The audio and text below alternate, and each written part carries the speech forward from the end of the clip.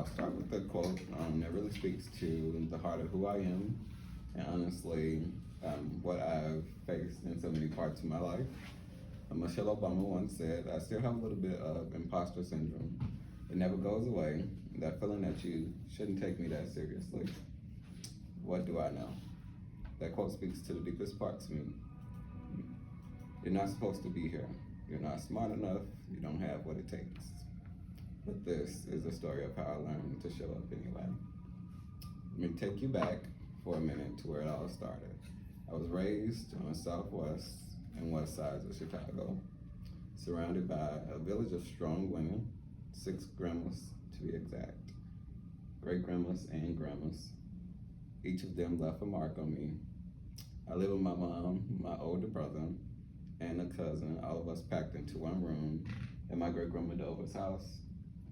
It was tight, but that was home. Weekends were spent with my great grandma Mary, a lively and multi-generational home full of extended family, including my brother Cadavion, who was often in and out of jail. His frequent absences and tough demeanor made me feel both distance and a sense of safety. Amid the chaos, my great grandma Mary was unforgettable. She took me to vegetable farms, thrift stores, and at the age of 85, she still was strutting into church in her high heels. She had a way of making everything feel special. But in 2016, she got really sick, and I was just 15. I spent some weekends at the hospital watching someone I love so deeply fade. And on Mother's Day in 2017, she passed away. My world collapsed. This brings us to chapter 2, finding purpose in pain. I wanted to succeed for her. I wanted to show her that I was capable. So I asked questions. I joined a mentoring program for future doctors after attending a career day at Gary Comer. This was the first time I looked past high school. Before that, I didn't even know the name of the Big Ten colleges and universities. I felt like an imposter again. But through programs like Gary Comer's Coming to College, now known as UtmostU, I started to believe that maybe I could be the first in my family to be a college graduate. In 2017, I joined the Urban Ag Department's program at Gary Comer Youth Center, and that's where things started to shift. I found mentors, purpose, and a sense of belonging. I graduated high school. Let's jump back. People like Margie Hess poured into me, not by pushing, but by showing me what was possible. She taught me to be brave, stay focused, and work for what I want. I graduated high school in 2019, stepping onto the campus of Albion College, ready to be Dr. Jones. I was proud. My family was proud. Most of you had my back through holistic supports. I felt like I was finally prepared to step into this next chapter. But life had other plans. My great-granddaddy passed away during my first semester. Jasmine at UtmostU gave me a call just checking on me. And she didn't have to. She wasn't family. She wasn't a campus counselor. And that reminded me that I wasn't alone. And in that moment, it meant everything.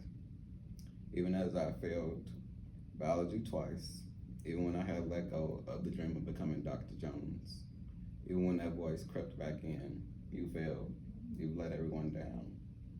I reminded myself I was a residential assistant. Young men on campus looked up to me. I couldn't quit, so I pivoted. I found psychology, a new way to help people. Then came the hardest chapter, fall of my senior year. First day of classes, a thunderstorm knocked out the power for days.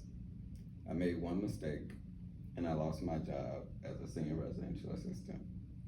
I went home feeling defeated. I had no idea what to do next. Then the phone rang, my granny's voice. Cadavion, he's gone. They killed him. I was still half asleep, confused, unsure what to feel. I was alone in the house.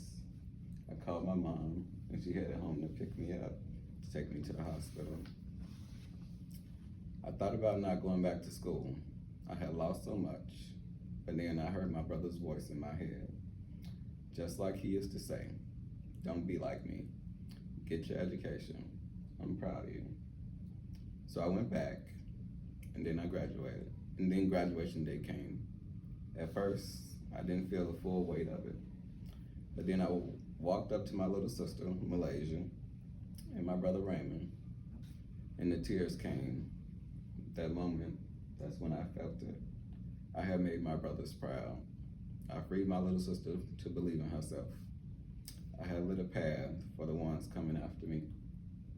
Today, I'm still becoming, and I know I couldn't have made it without my village, my family, my mentors, the folks at UtmostU, Albion College, and every person who held me up when I felt like an imposter. Being in this role at this organization allows me to be a light, a part of someone else's reason to persist. My village, including UtmostU and several of you in this room, were a piece of the puzzle for me. And now, as an alum of UtmostU in this role, I'm hoping to be a piece of the puzzle for someone else and the young people that we continue to serve. When that voice returns, and sometimes it still does, I tell it this: I'm not here by accident. I'm not doing this just for me. I'm building something bigger than myself. I'm the chain breaker. I am a dream realized. Thank you.